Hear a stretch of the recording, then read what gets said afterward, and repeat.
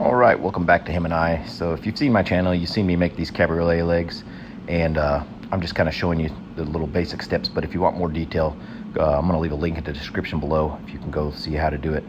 But mainly just cut it out on the bandsaw, and then sand and sand and more sand, and sand some more. Alright, so now that we got the legs done, we need to make the aprons, and I already cut these to length. I want the top to be 17 by 15. So what I'm going to do is I'm going to put some pocket holes in these. But first, I just don't think we can make these nice and square. So I think I'm going to put like a little arch, and I'm going to copy that one off. My bandsaw, I think I burned out the motor cutting the legs, so we are going to have to use the jigsaw on these. So a bandsaw would definitely be easier, but we're going to adapt and overcome and get this job done. So we'll get the jigsaw.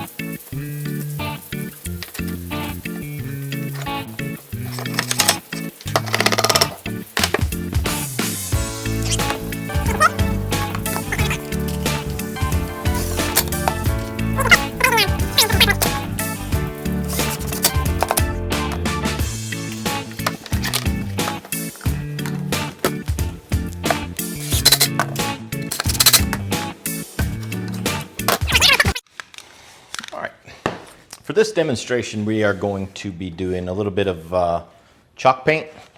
And what we're going to do is we're going to attempt, because this is the first time I'm trying to do this particular thing, we're going to go ahead and spray some black on it. And then we'll paint it with the farmhouse white. And then after that, we can maybe sand through a little bit and get a little bit of that black showing, kind of give it a unique look for it.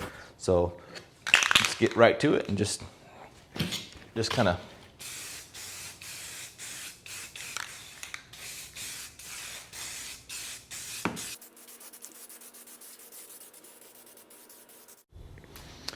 all right, we allowed that to dry. Now hopefully I have enough paint to get this done.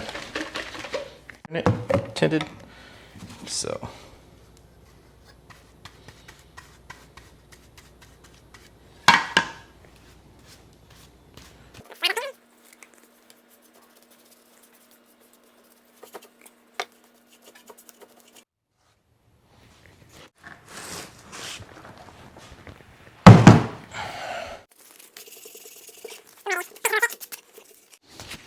see right there, I kind of got a high spot where that black has kind of come through now.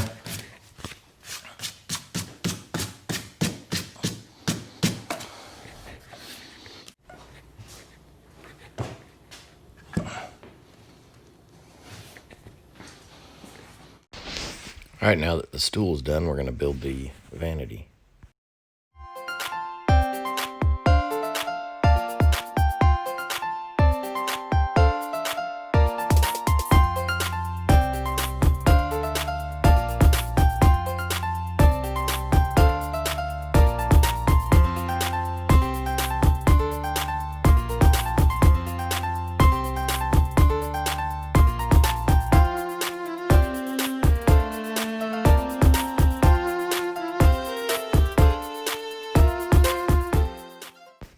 Out of a 2x4 piece of plywood, we cut the top out.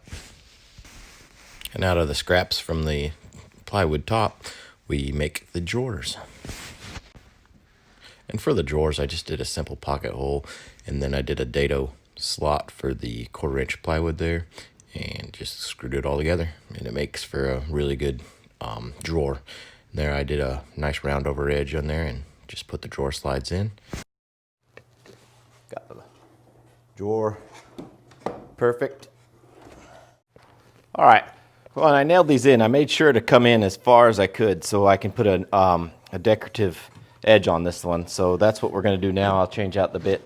I did a nice little round over here because we're going to sand all this stuff down and put some paste wax on it, and that's just going to slide freely on the top of the table. So hopefully we can make it nice and smooth where it won't tear up the tabletop too bad.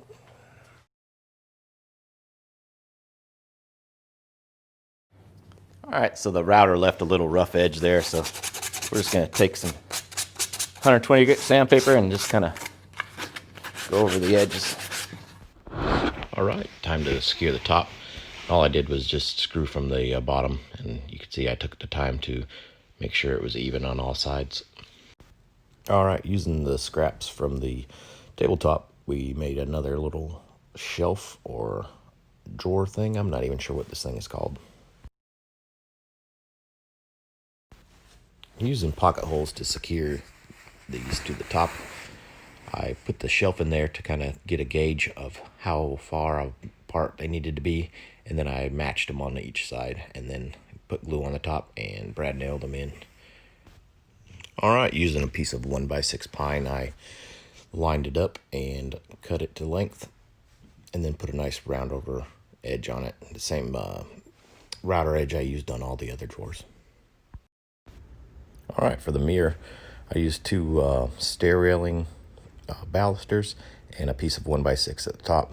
And then here I'm just attaching some kind of fur end strips so I can have something to screw through on there. So I just drilled a 1/4 inch hole, and I got scared using this pine with this heavy mirror, so I put a piece of plywood right there over the top of 1/4 inch piece of plywood.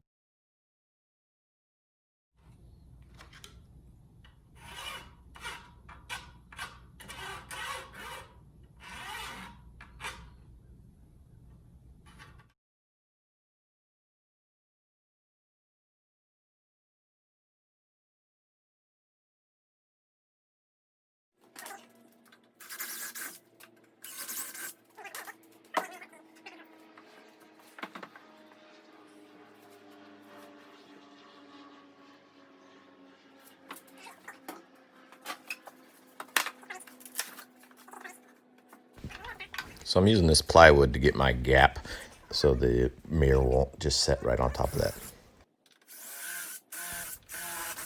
Then I pre-drilled it and then used 3-inch long screws. I didn't want this mirror falling off.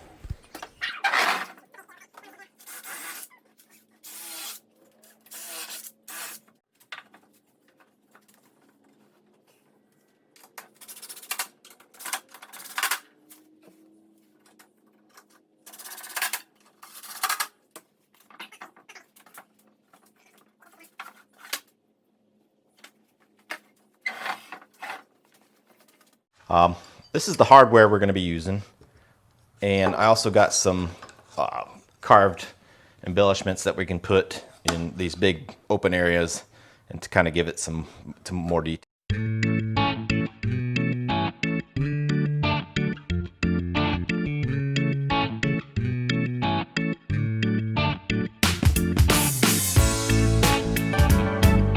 So what I'm going to do is add these onto here. And see how that one's 45? That's fine, because we're going to have that curve out and make a nice angle and then loop around. And that's what we want to kind of do here. And I already cut these to length and put some pocket holes in there. So what we'll do now is just go ahead and clamp those together and get them on there. Because we want.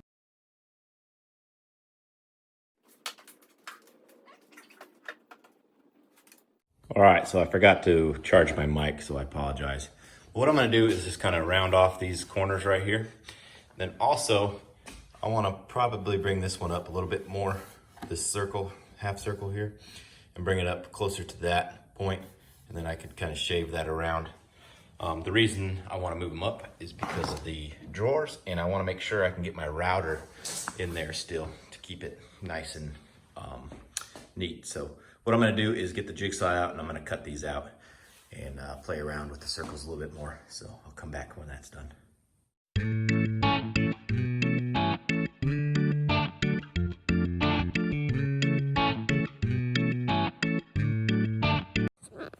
All right, so it's not so square and rectangular now. So I'm gonna go ahead and put the router on it, put the nice little edge on back on there. And then for here, I'm going to do kind of the same, something similar to that. We're going to figure out that. We'll come back.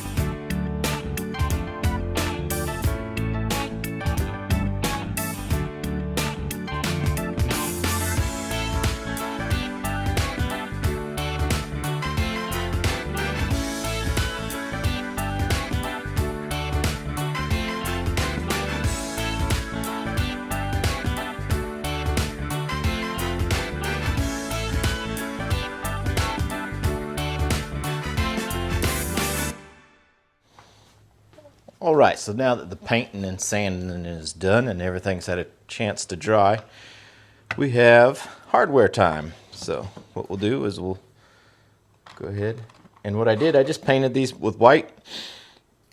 I think I primered them first, and then I painted them with pink, and then I went over it with white chalk paint, and then I smudged pink back over the top, so that hopefully that will give it a nice look to it.